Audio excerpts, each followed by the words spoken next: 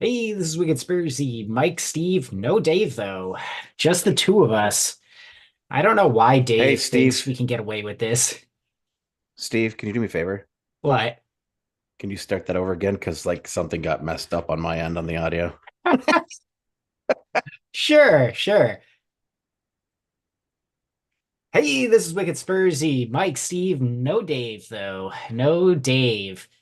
And man, I don't know why he just gives us the keys to the kingdom and thinks it's going to be okay. It's like I don't know. To me, it's like when, in the movies when the parents are like, "Oh, kids, don't you throw a party while we're away," and the house gets trashed and everything breaks. It's kind of like the same thing, but here we are again. Keys to the house, no We don't have parents. to. We don't have to have some adult to find to buy beers for us or anything like that, though. That is true. That is true. We don't have to have the weirdly old-looking kid who can somehow get away without an ID. I have come prepared today. I've got double fisting Green State lagers here. Very nice. I am also double fisting. It's one of my favorite beers. Blackberry wheat. Man, I haven't had blackberry wheat in years. It's back and it's good, man. I'll have to check that out next time I see it. Yeah. So I'm pouring this into one of those Pilsner glasses you get at the chain restaurants, when they ask you, do you want a tall one or a short one? Well, I went for the tall one, and this thing is, one of these. Yes, that's the way. It's one of those days. It really is. It really is. I think it's partially due to, what happened to us on the weekend. I guess we're just gonna dive right into that, huh? Yeah, I actually will start us off by saying my son won two championships this week, despite what the comments that were made on the Vermont Spurs WhatsApp about possibly it being me who won the championships. It was not me. It was the boy one who lives in my house. He won his 5v5 league. And a beautiful goal he had, and he won in the 7v7 league too. So Nice. couple of different teams, uh, you know, different players on each team, and it was just it was great to watch. It was just really great to watch, and the joy in the kids' faces, especially after last season's tough season. So um, I'm going to congratulate the boy as I usually always do. And of course, my daughter with her academics is just going crazy. So I can't be a prouder dad right now. You know what? If we're gonna share proud dad achievements, we Why had our not? yeah, might as well, right? Heck yeah, dude. Our dad isn't here to keep us in line, so Yeah, take that, dad. Daddy Dave over there, he what'd you tell me? He went out for a pack of smokes. He'll be It's like back, he right? went out for a pack of smokes, and yeah, let's hope. You know, Yeah, so we had our, parent teacher conference thing, which I still think is kind of weird for, just a daycare, but I guess technically it's preschool, so maybe it makes I don't know. I don't know, but the exciting thing about that was they have this I don't know if they're like what kind of guidelines they are, but it's like this developmental checklist that they use to see like where do the kids line up relative to, the average child of that age group.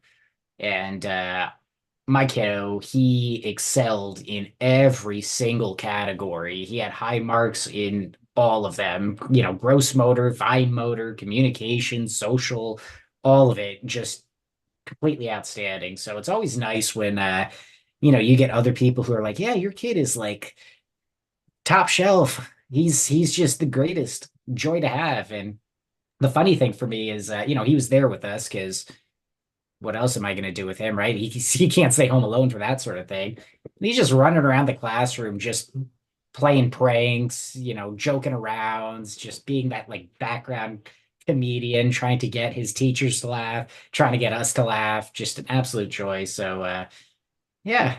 It's things are looking pretty good for the wicked Spursy youth. That's true. Yeah, the Wicked Spursy youth. We'll call them the youth of Wicked Spursy. How about that? That works. I like it. To avoid other connotations. Fair enough. And this is, you see, this is why we need Daddy Dave to I know to keep keep things us to. going. He's got to keep us, under the line, just under the line. Yeah, we're what, 5 minutes into this and we're already getting a little unhinged. And man, I still have quite a lot of drink to go. I do too. I do too. Cheers. Cheers indeed. So, about that match, huh? About it. You Ah. know, the only nice thing I think that I have to say about it is that it was an early match. So, like it's all downhill from there, right? Like you got the pain out of the way, and then, you go on and enjoy the rest of your weekend. You're not left to really stew on it. Like I went out and immediately, you know, did stuff to put that behind me. Um, but yeah, that's about where my compliments end. It was not a good game. No, I mean it wasn't a good game, and you know, um, after the first goal went in, I said, okay, because like the first about 18 to 20 minutes, we looked really, really fucking dangerous. We came out with our hair on fire. We looked really, really dangerous, and then I don't know what happened. Oh yeah, the Mickey slip. And I think we need to talk about that because I think he's catching a lot of shtick right now, right? For for For slipping. for the two slips, really, Yeah. and the you can maybe blame he was playing a little bit too tight to Isak, right? On that on the third, what was it? That was the third goal, right? Yeah. Where Isak came from well, there was no offside position because he was on his side, our attacking side when he started his run. But I want to point out that like Mickey is the player that we have relied on for everything defensively this year.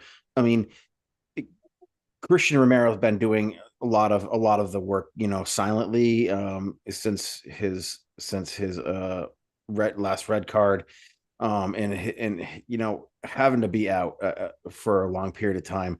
I think he's just kind of trying to coast along and not getting any trouble. That's been a real, I think, a factor in as to why we are not keeping clean sheets at this point. But Mickey, I'm not gonna say that he slipped. He overcommitted.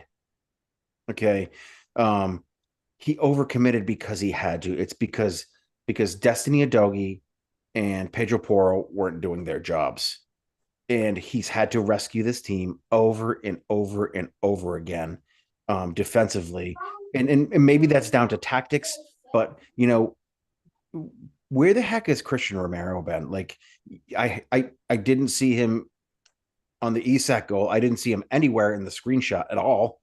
Um, he was kind of lazily tracking back. He was kind of lazily defending.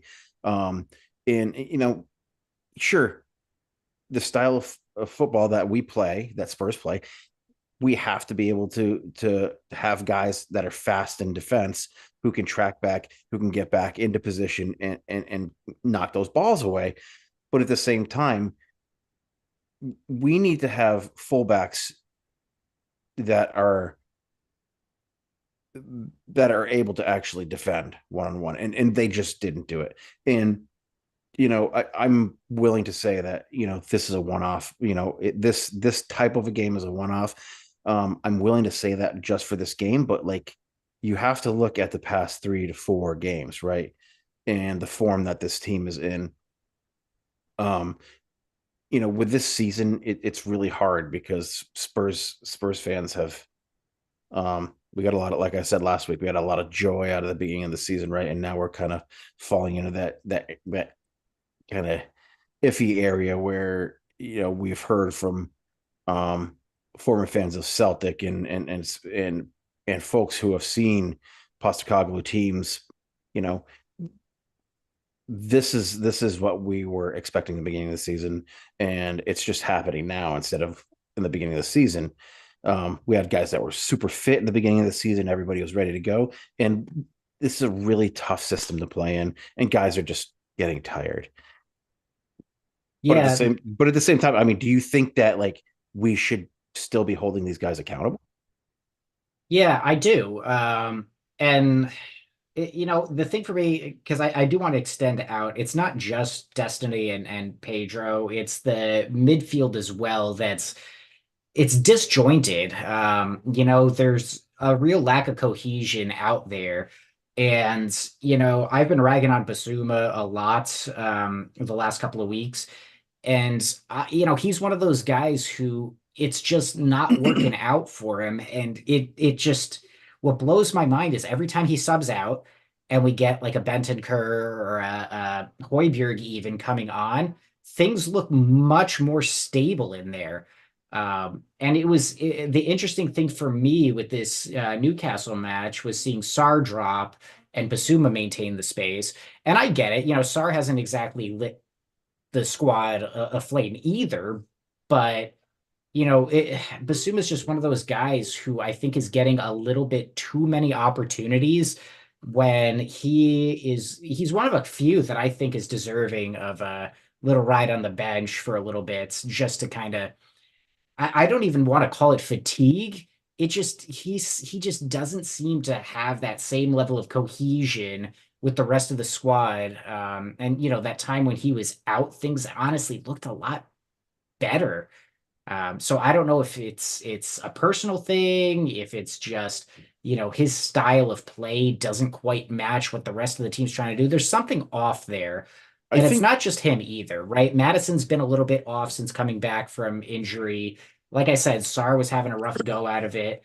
Um, where I think I fault Ange a little bit is the inability or unwillingness to pull some of these guys sooner rather than later.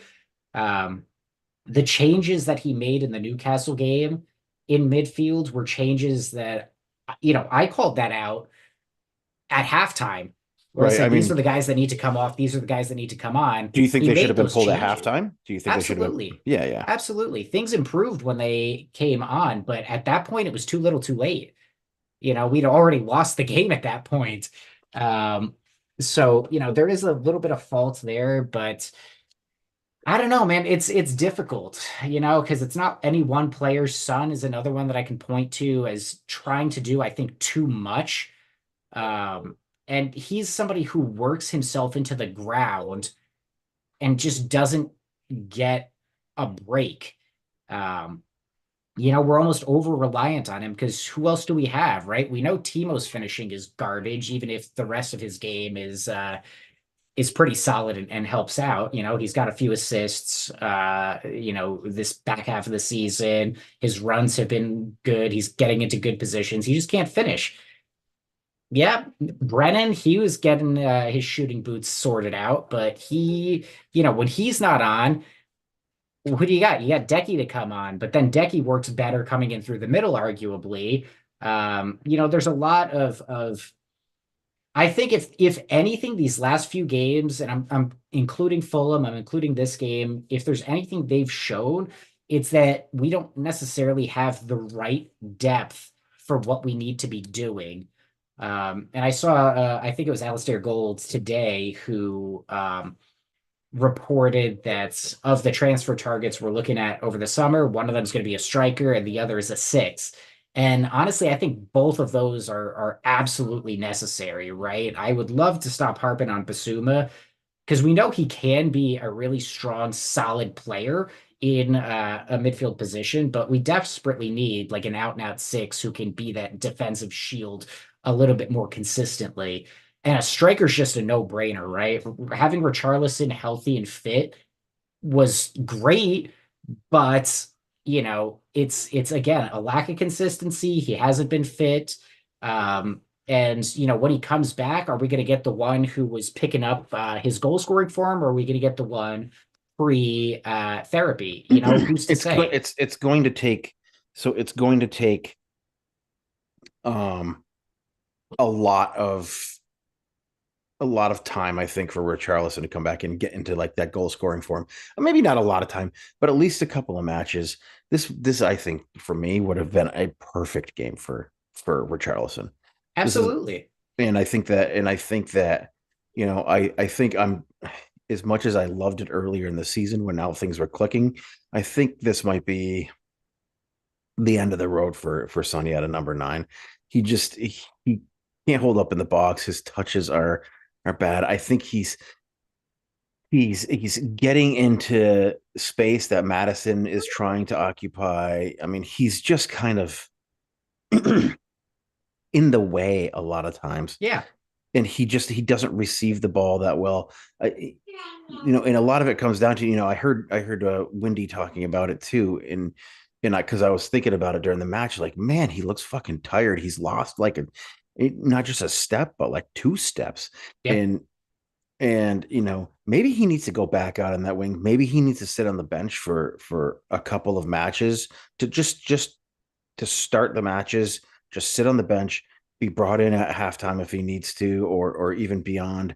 But he needs some time off, and hopefully these 2 weeks he gets a little rest in those legs, because we don't have the international duty where he goes and fucking just completely destroys himself. The guy hasn't had a goddamn week off in like 2 years, man. It's insane to me. Like, sure, he's undroppable. I get it. He's arguably the best finisher in the world. He is a club legend. He is going to be a Premier League legend by the time he retires. But you know, for my money, I'd rather have him healthy and fit. A healthy and fit son, even at 30 years old, is going to be better than a lot of your wingers out there, and he needs to be put back at the wing. Um, because Timo, it can't do it all. And Timo hasn't had like the run up like a lot of these players had. And sure, Timo's allowed to have a bad game. He had a bad game, but he's been a goal contributor. Mickey, Mhm. he's allowed to have a bad game. He's been the anchor of the defense the entire season. Um, Destiny's had a few bad games in a row. What's the deal with Poro's injury? Is he okay? Are we gonna I have don't to know. deal I with haven't seen Emerson anything. for the Yeah. rest of the season, or we trying to figure that out? As far as Basuma goes, I think Basuma, we know that he can carry the ball. He's just not that great at getting into defensive positions where he's gonna hold the ball up at least long enough for the rest of the defenders to get back. And that's why I think that, like, when you see Hoiberg gets put in there, whether it's starting or whether it's in a relief role, he kind of shores up that defense at the end of the game, and we're able to move on for a win, or at least hold on to a draw. And like we said before, Hoiberg's good for one or two bonehead plays a game, but at least he's capable of defending, um, and capable of at least sometimes picking out a pass. I don't think Bentaker is ready to take that spot. He just needs to kind of ride out the rest of the season, hopefully get fit in the off season. Ben Sar just needs time to grow up, man.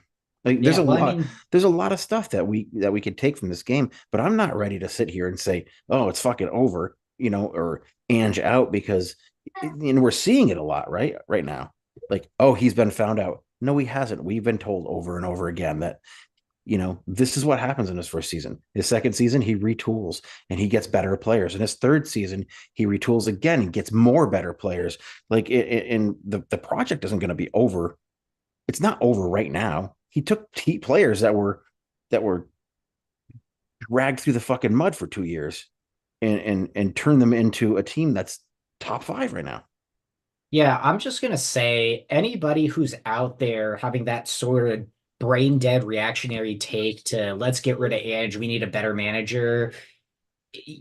Frankly, that's the dumbest thing you could be thinking right now. If you look at just about every other club that is competing, when they got their manager, with the exception of Manchester City, who is anomalous in all of this, it took them a few seasons to really get into it. Klopp didn't hit the ground running. Arteta didn't hit the ground running. You know, uh, Emery, it took him time to get Aston Villa really firing. These things take time. They don't happen overnight. And Mike, I think you're absolutely spot on. We were disillusioned by how well we started the season, that fans are starting to think the sky is falling. But I mean, I've been thinking back to what were my expectations at the beginning of the season, and I thought if we get sixth, I'd be happy. And I think that's, we're probably going to get at least sixth, probably fifth. I mean, yeah, probably fifth. I mean, we're 10 points clear of sixth right now. And all the teams below us have a lot of tough matches coming up, as do we. So Yeah.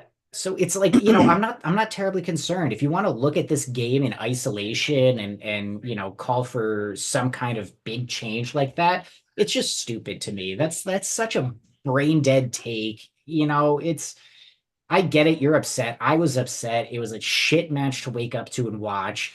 But like, man, if you're finding yourself getting that worked up over one game, just go take a walk, get outside, touch some grass. Spring's here, go enjoy yourself. Forget about the game for a bit. This is something that will take time. I think if there's one thing that, we as podcast hosts have an obligation to get out there to our audience, it's to remind them that this is a process. This will take at least another year, maybe year and a half before we really see some consistent results, right? Like, again, just thinking about transfers, we need a striker. If they're not going to compete with Richarlison, then what's the point, right? Like Valise came in, he's not competing with Richarlison right now. Dane Scarlett's not competing with Richarlison. Richarlison needs competition, and that competition cannot be Son. Son, I would love to keep out on the wing. Mike, I think you were absolutely spot on. That's where he needs to be, because that number 9 role just doesn't really suit him, especially at this point in the season when he has just run himself into the ground. And it's honestly, I can't even, for as much as I want him to take some time on the bench, I can't really blame him because he has been asked to do so much. He's the captain of the team, he's the captain of his national team. Like, this is somebody who his personality is just to put the team on his shoulders and try to run with it. The problem is that gets heavy and you get slow and you get tired and you make mistakes. We have players who could rotate in with Sun. We have players who could rotate in on that right-handed side, in central mid. We just don't really have that striking option. We don't really have that defensive-minded midfield option to really rotate in there, right? Like, especially with somebody like Højbjerg, who, to your point, Mike, again, I feel like I'm doing a lot of agreeing with you today. He does have those one or two boneheaded moves, and frankly, he wants to be playing every single game, and I don't blame him. He'd be a solid he starter probably for. deserves to at this point, Yeah, totally agreed. But if given he given his goes, contributions, right? I mean, yeah, if he goes, you need not just a suitable replacement, you need a big upgrade in that role. I want somebody, if Højbjerg goes out, and I anticipate he probably will this summer, you need somebody who is going to be the out and out starter in that number 6 position. And anybody, whether it's Bentancur, Basuma, the fucking Skip, if you want to throw him in the conversation, um, any of those guys, they need to be competing with whoever comes in. We should not be bringing in somebody who's going to compete with Basuma. We should be bringing somebody that Basuma needs to compete with. correct. We need a young Rodri type. I mean, obviously, we're not going to get a Rodri or anybody who's ever going to be close because he's the best in the world at what he does. But we need a Rodri type, a guy who plays well defensively. He carries the ball well. He has great field vision and he commands the midfield. Basuma just doesn't do that. We've seen it. We saw him do it for stretches in the early season. He just doesn't do that. And honestly, And I think he's kind of a one-trick pony almost, where, like, if he's strong and he's dribbling and he's driving forward on his day, exceptional. But if he's forced to pick a pass and to open up some lanes and to do anything, kind of in between the lines, he's less effective. right, Um, and that it's, yeah, it's a criticism, but it's not the end of the world if we have somebody who can slot in and pick those passes right. and open up those lanes. And I think that's why, especially against some of these low block teams, when we see a swap and we get that Bentancur type in there who is a little bit more willing to make those forward progressive passes through the lines, things look a little bit easier to deal with. Um, I'm, but I totally agree with you. But in on the on the number nine, there are going to be plenty of number nines available this summer. We already know that Ivan Tony is get me the fuck out of here. Um, and depending on how they finish, Aston Villa, Ollie Watkins might be ready to get me the fuck out of here too. Um, he may be looking for something bigger, and there's not going to be many teams that are going to compete with Spurs for money at this point. So, I mean, what do you do? Do you take attitude and baggage in Ivan Tony, or do you take the high price tag of say because Tony's worth anywhere from 40 to 50 million, or do you take the price tag that's going to come with Ollie Watkins, a guy who arguably is one of the better players in the league this year, has been one of the better players in the league this year. I mean, for my money, I think Ivan Tony is probably the go. He's slightly younger, but Ollie Watkins has found that form, and hopefully it's just not. He's just a wonderful player to watch, as is Isak, and Isak might actually be available too, depending on their financial situation. yeah, But we Isak's need somebody I would have loved to have gotten him before he went to Newcastle, but we had Kane, and who's going to come and play second fiddle to Kane? right. Um, I think Ollie Watkins looks like Tottenham Hotspur I'll tell you what though, for I me. I mean, I love him, honestly, but he's gonna be at 80 to 100 million dollars. yeah, honestly, I don't think either of them are what we're going to get. I think we're going to get a surprise, and it's going to be one of those situations where we're going to be debating preseason, like, is this the guy or not? I just get the feeling we're going to get some relatively unknown, somebody from, the fringes of Europe who, sort of that diamond in the rough type character that will absolutely come in and compete for that starting spot. But I think it's going to be a head scratcher. Like, wait, who is this guy? Like, let's go watch some YouTube highlight reels and see if we can figure out like what style of play he is. We have to Uh, also remember that we have Lucas coming in too. Not Lucas Mora, but Lucas Bergvall. So we have him coming in. Is it next season or is it season after? Might be the season after, Hmm. but he's been I thought he looking, turned 18 dude. next That year. that kid is. He looks like a giant for his age, and he plays like he is an adult. Yeah, let's just hope he comes in and he we remember Rasmus Hoyland how he was going to change the game and didn't. Yep. So I mean, let's not count our chickens there, but we have players that will be coming in. I just think that you know there, like I said, there aren't going to be many teams that are going to compete with us for money. Um, and if Ollie Watkins wants out and he wants something bigger, he probably has an opportunity to come to Tottenham, and he's got the attitude, and I think he's a wonderful player. Um, and but before we actually move on, I can get off of this real quick, but because we gotta have to address something that has been a glaring issue ever since Jenny Vio left our club. Um, The set piece defending. uh, Offense and defense, man. Um, we have guys who can whip the ball in, but the balls are going to nobody because nobody can get into a suitable position.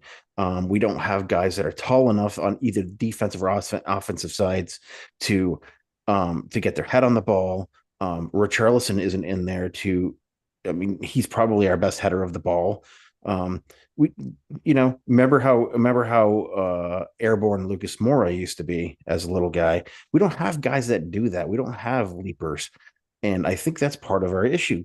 But I think I said it over and over and over again, maybe on this podcast, but definitely in our WhatsApp chat. When is something going to be done about it? I have no idea. But the crazy thing is like when you hear the questions brought up in interviews, you hear people praising, some of these coaches like Yednak and Mason for some of the work that they do. But then you have games like this where it's like, what work? What are they doing? I Well, don't see, quite see it. this is the thing is like some of the issues that we saw uh with our keeper um not being strong enough to do his job out there and hold his position.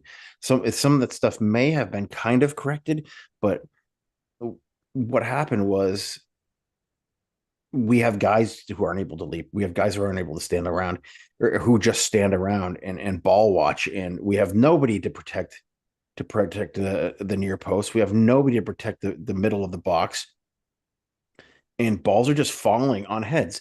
And maybe we did see this happening, and we know our set pieces were bad, but maybe we're just kind of giving them the benefit of the doubt. Maybe it's not that bad. Maybe the numbers aren't that bad, but this match I think really showed us that yes, this entire time it has been that bad. I think it has been the entire time. When is something going to be done about it? Something needs to be done about it very, very soon. Otherwise, otherwise we can kiss fifth place goodbye. We'll end up in the Absolutely. we'll end up in the fucking conference league.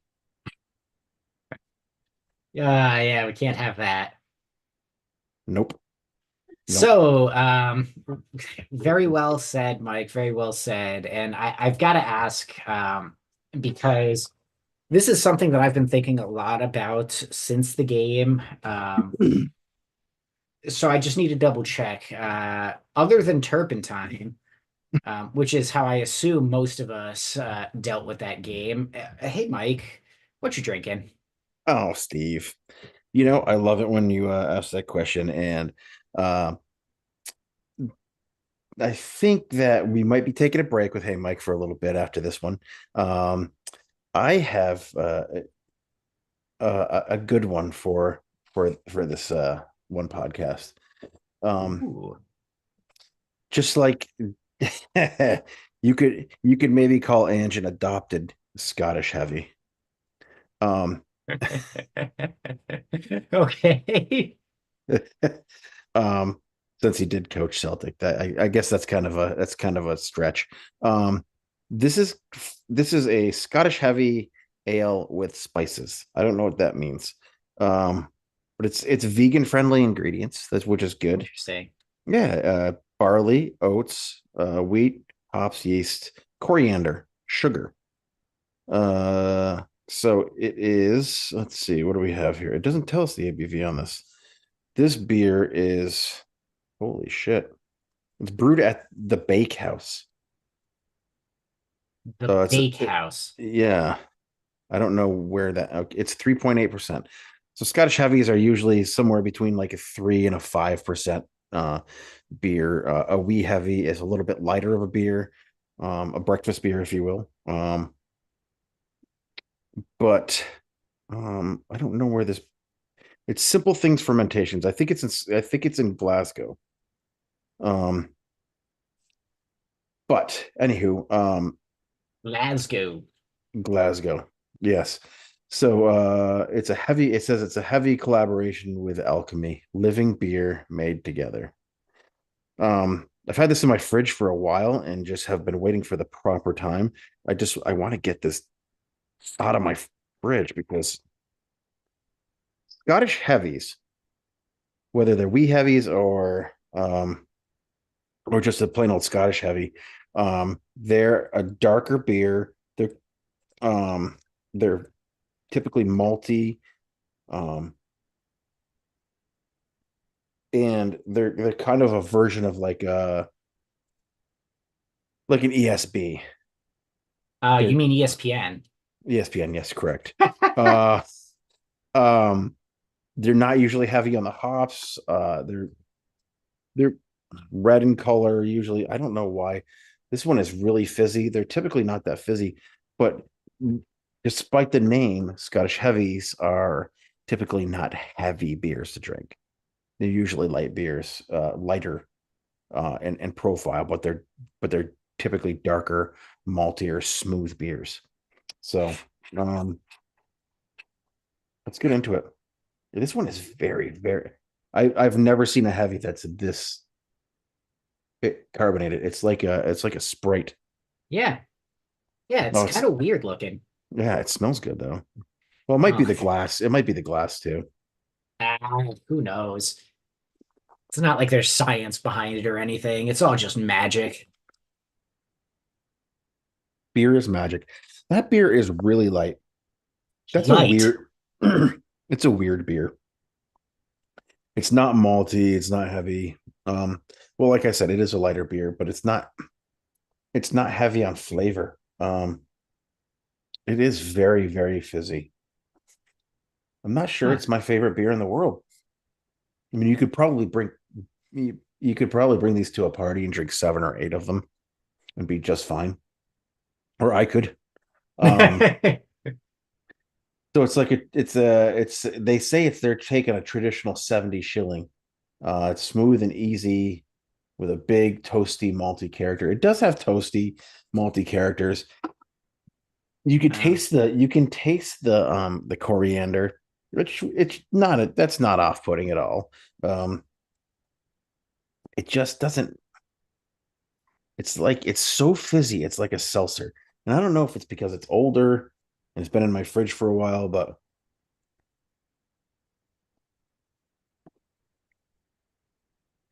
seem confused by it yeah, almost. I'm very confused. I think you should just tell me to shut up and drink it. Shut up and drink it. Thank you. That's what the fans are eager for, except for That's the right. ones who want timestamps to skip past this for whatever reason. Yes, exactly. Exactly. We'll get those timestamps on there. Don't you worry. Um, I get the timestamp right on my lower back.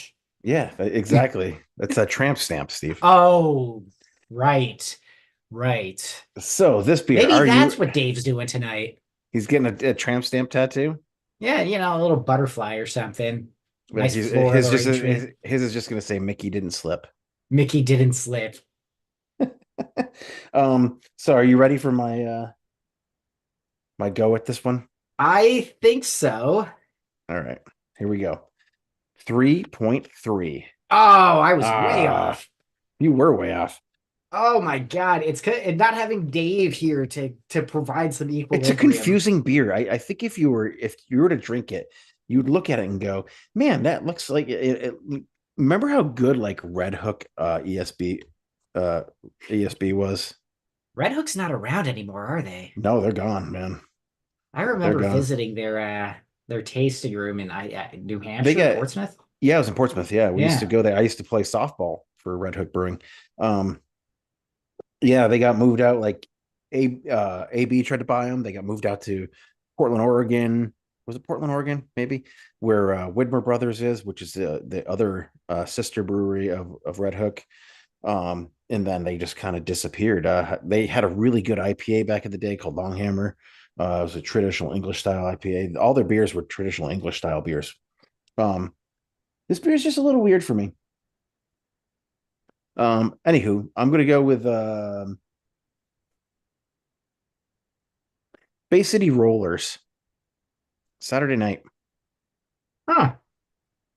Is that the name of the song? That's the name of the song, right? I'll take your word for it. SATURDAA. Oh, Yeah, yes, yes, yeah. yes, yes, yes. So yeah, so I'm gonna go with that song. And that's because like the beer, I don't hate the song. I just it's not it's kind of cheesy. But This it's like beer's it is it kind of like one of those party songs, though. Like, yeah, you'd hear it at a party, and it's like, all right, yeah, it's there. yeah, It's it's kind of a fun song, but it's not, you know, I don't know. That's it. Bay City Rollers. all right. So that's Bay City Rollers is the name of the song. No, that's 3.3 was the rating. the Bay City Rollers is the name of the band. Bay City Rollers is the name of the band. 3.3 is the rating of the beer, and the beer was called The beer was called Collaborate Scottish Heavy Collaborate. from Simple Things Fermentations. All right. All right. This has been Hey Mike, what you drinking? It has been an interesting one.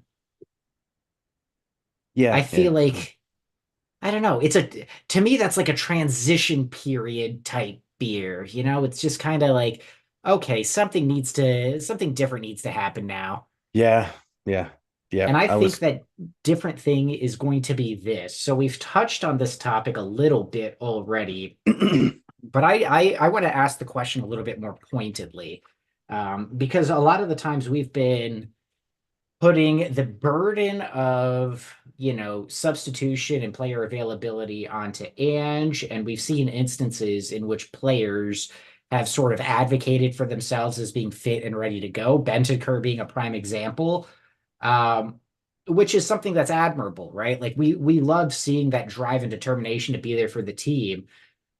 What do you think about a player who is in a position like Son, where they are clearly doing too much? They're burnt out. They're running to the ground. What is your opinion on them if they took it into their hands to say, you know what, coach, I know that I'm the captain, but I have not been at my best, and I think somebody else deserves to start ahead of me right now?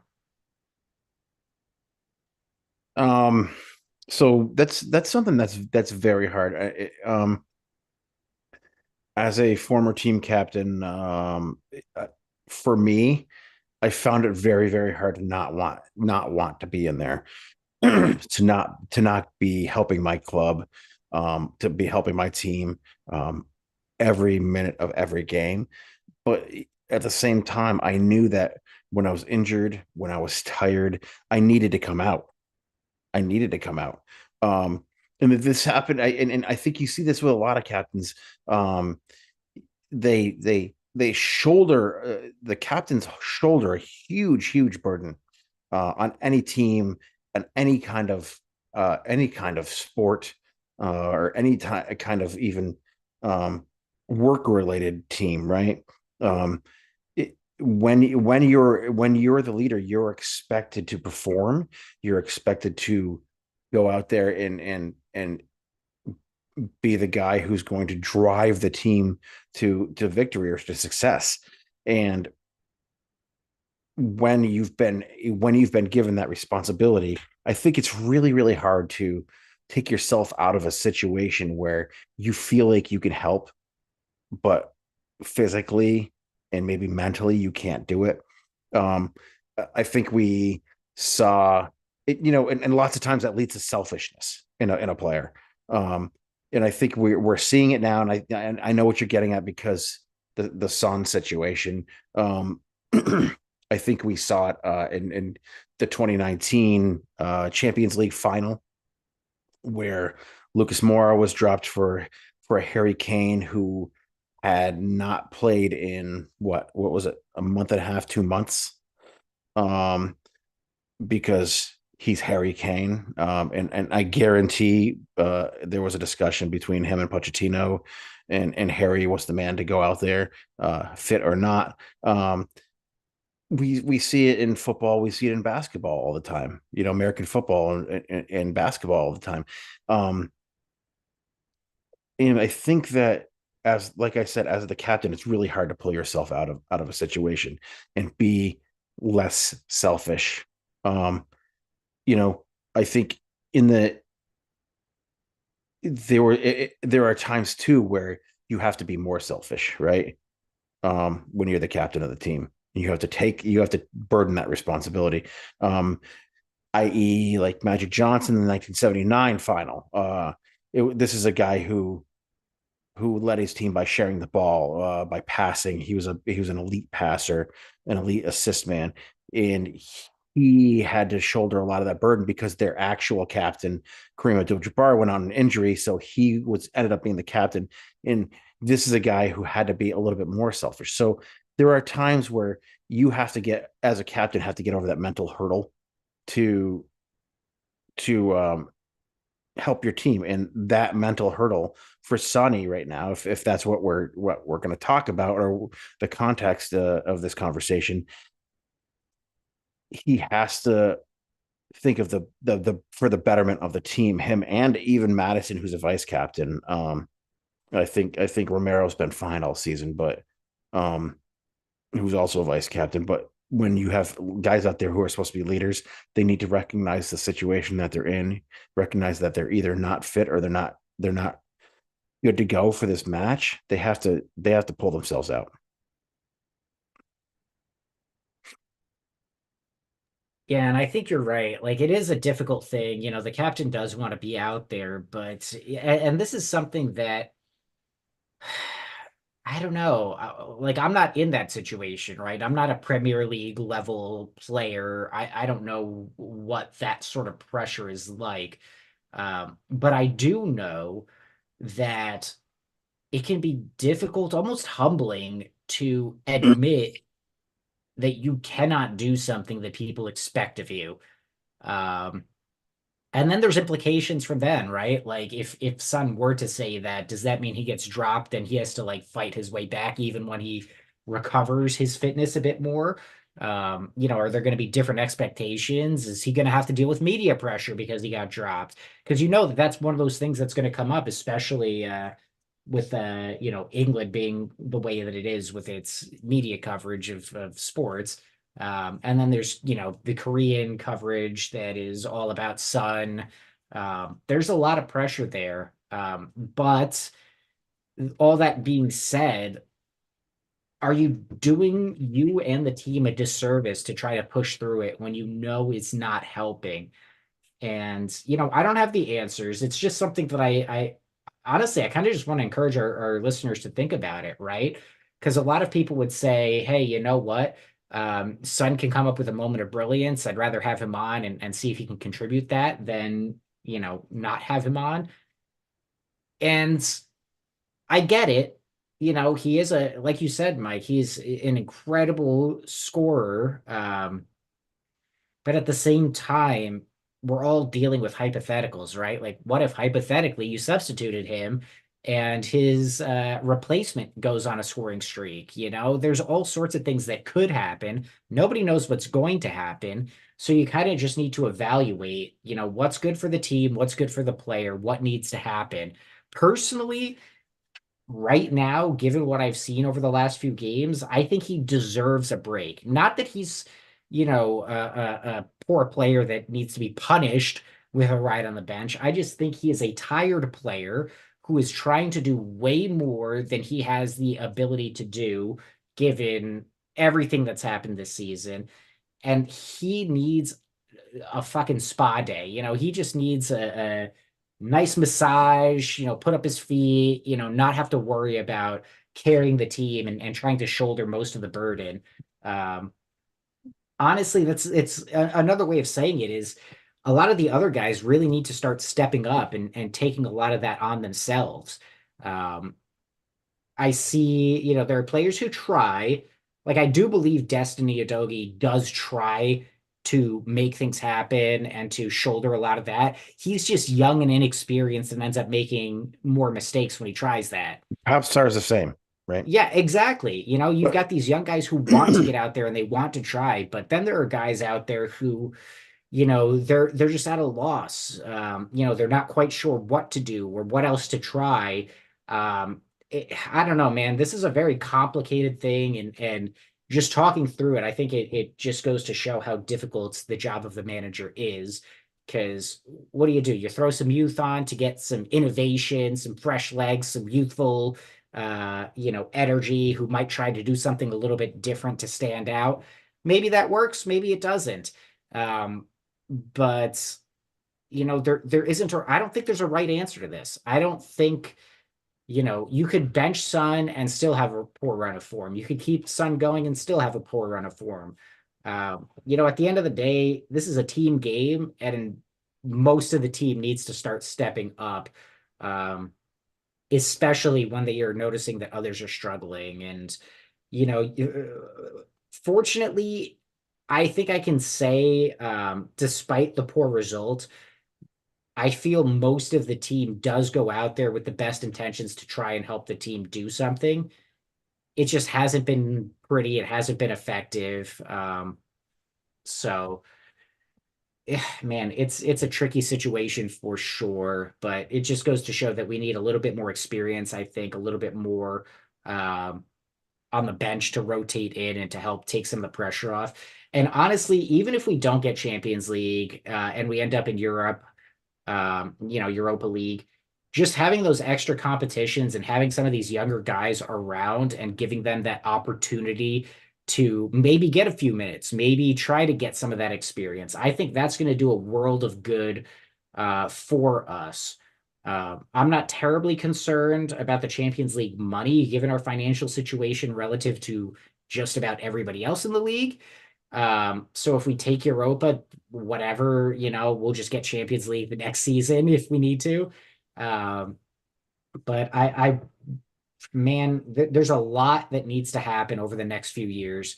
And, if there's anything that I think we've tried to demonstrate here is that there's no easy answer. The only thing that I am 100% confident in is that the Ange out crowd needs to shut the fuck up and just go away for the rest of the season if that's the attitude they're going to have. I think you're right. And ideally, what you want out there, like, is you want multiple captains out there, right? Just to kind of bring it back to the topic of the conversation. You want multiple captains out there. You want multiple guys who are going to lead this team. You want multiple guys out there who are able to say, "Hey, what I'm doing isn't good enough right now." And it is on the manager, yes, to recognize that kind of shit. But it is also on it is also on the players themselves to say, I'm not fit, I'm hurt. And I think that guys like Richarlison, I think Richarlison notices when he's injured, notices when he's going to hurt the club. I think he's got the club's best. He's got the club's best interests at mind and at heart. Um, but at the same time, you know, we have to recognize as fans that we're not Manchester City, right? Some of the things we do might look like Manchester City.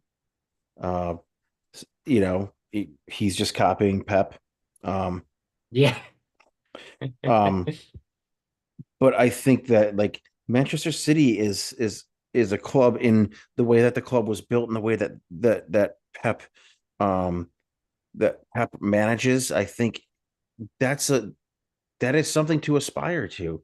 We and Spurs can do that. Like, they are kind of the model for what an elite an elite soccer club is. Sure, it was built through probably money with that's oil money, blood money, whatever. But, like, you can't just put a shitload of high priced players together. We see that Todd Bowley tried that in Chelsea, and it just doesn't work. You have to have the building blocks. You have to have the manager there. You have to have players that are willing to buy into a system. And to Ange's credit, to Pep's credit, those are managers who will go out there and say, this is the way we're going to play, and if you don't like it, you can get the fuck out. Um, Ask Calvin Phillips how that worked out for him.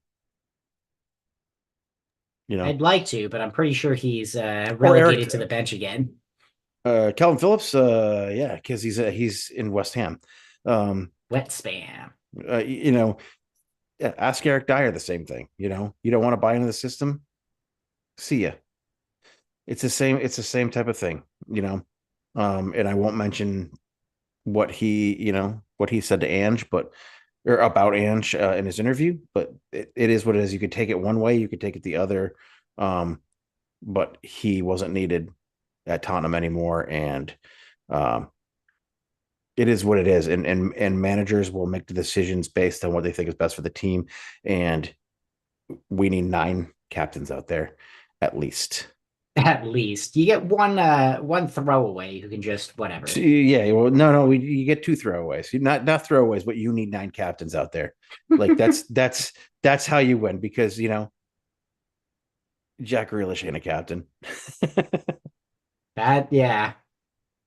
you He's know, a character at least. he's a character. He's a poster boy. He's a fun loving soccer player, and I think he's an old soul, and he's an old school player. man. I am So, also an old soul. and you're an old school player. Yeah, but I've got these progressive Ange tactics that I'm going to push on a bunch of 3 and 4 year olds in a couple of weeks here. Boy, you're going to be ruthless, and I can't wait for it. And it's going to be fun. I hope. I don't know. May in Vermont is just like, it's one of those times where, you don't know what you're gonna get. I was on a call for my new role today, and I was telling them all about, oh yeah, I live up in Vermont, and it's the weather's kind of we have the ground's just mud everywhere because of all the rain and snow. Like it's April, you still have snow? I'm like, are you kidding me? Like, until May is over, I'm expecting snow. I think June is about the time where I'm like feeling fairly confident that the snow is done for.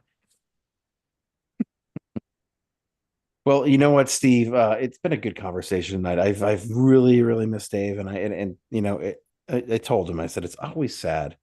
It's always sad, man, when you can't join us. Um, I've but missed him too, with like every I shot said, so far.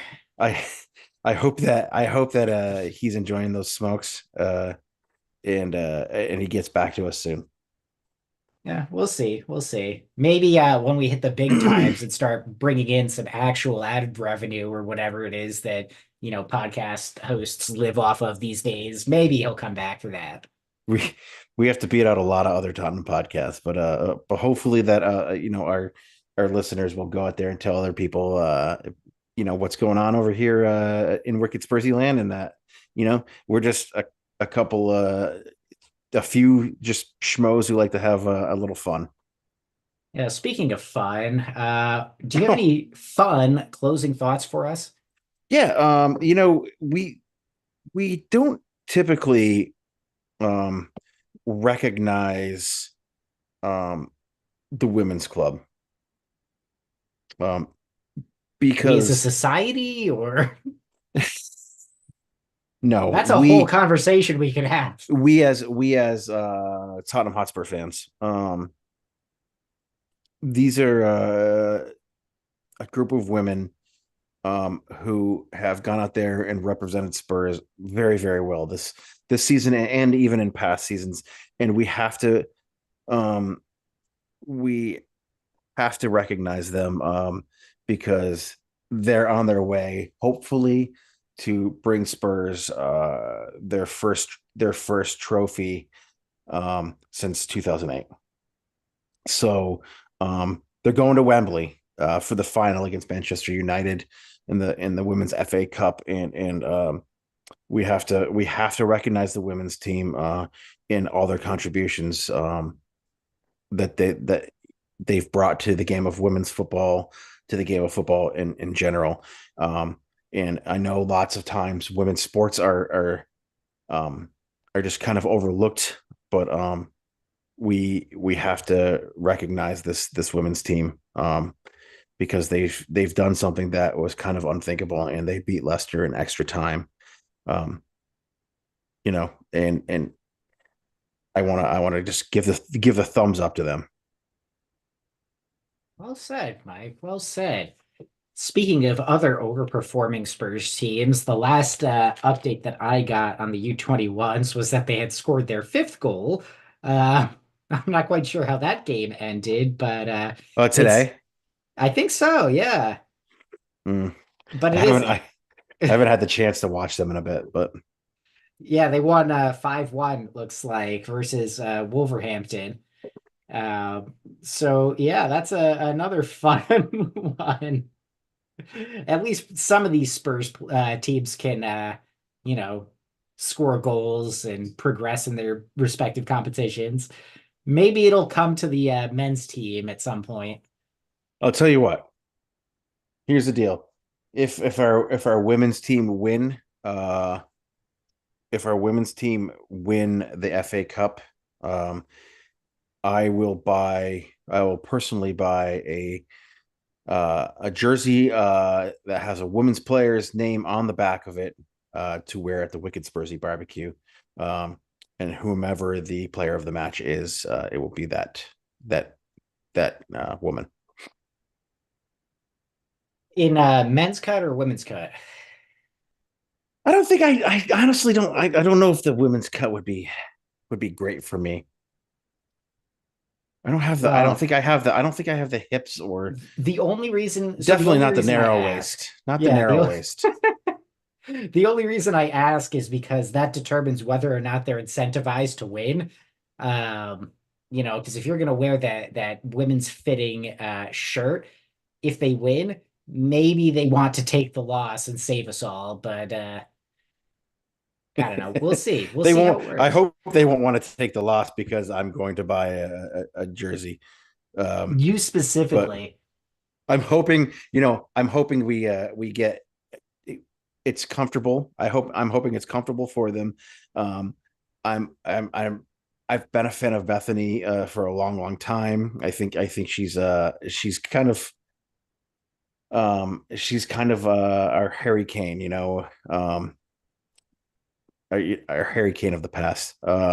Harry But Kane like of the past. watching the elation from Martha Thomas's face when she hit that header was just like, man, the whole place went crazy, and I was so happy for them. So very You know, exciting. I'm on their site right. Oh, they do have women's players. Well, they have a women's player. There's two of them in their kit room so far. Just two. Just two. And whom are Yeah. they? Whom are they? It's got to be Bet Bethany, yeah, Bethany England and Shuang Huang, of which I course. probably butchered, but so apologies there. But yeah, I mean, to be fair, they only have Sun, Romero, Kulisevsky, Richarlison, So if you go Dragusin, over to, yeah, yeah. there's a tab where you can go to where it says players and you can choose the player. Yeah. Well, There we go. I guess this was a long-winded way of saying we need more representation in the merch shop for women that isn't just a drop down off to the side somewhere. Get them front and center, Tottenham. That's right, Tottenham. Get those women front and center. Yeah. Well, at least they're front and center of the homepage. My closing thoughts. We got a derby coming up. We do. I am not comfortable with it. I this is one of those games that I feel like I don't know, man. Like I want to say that Spurs will show up because it's Arsenal. And Uh, it's at home. and it's at home and there's a lot on the line. But at the same time, you know, they've been performing relatively well. And they just lost to Aston Villa. If they had beaten Aston Villa, I think I would feel more comfortable. I think it was actually Ollie Watkins who recently, like this past week, had noted how similar the seasons have been for Villa and Spurs. And that's kind of what worries me about this, because if Villa beat Arsenal, it almost makes it feel like we're going to lose to them. But had they lost, I felt like we would have won. Okay. So I feel I have no fucking clue what's gonna happen. I really hope that this team wakes the fuck up and puts them to the sword. But there are a lot of players on that team, that Arsenal team, that can really do some damage. Um, but they also have a Champions League fixture that they They have have to a deal Champions with. League fixture, and they have I think they have another. No, they have a Champions League fixture and they have a match before us. So So a lot can happen. we have 15 days, Steve. Well, 15 days between games. So just a lot can happen between now and then. Bukayo Saka can figure out his limp that he has every time they lose. And Declan Rice can figure out how he got burned so bad on that first goal by that Jamaican speedster, Leon Bailey. So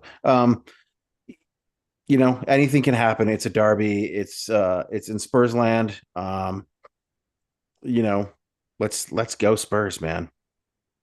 Let's go Spurs. I think that's a good place to wrap things up. Yeah. Let's go Spurs.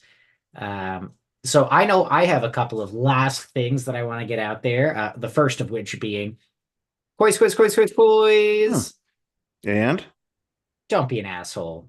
And Mike, I know you have some things that you would like to share with our lovely fans out there. Yeah, guys, as you go out there in this nice, lovely spring weather that's coming up, whether it's raining, whether it's sunny, outdoor activities are starting to happen. And I just want everybody to, whatever you're doing out there in this nice weather, just be safe. And Oh yeah. Tottenham Hotspur action.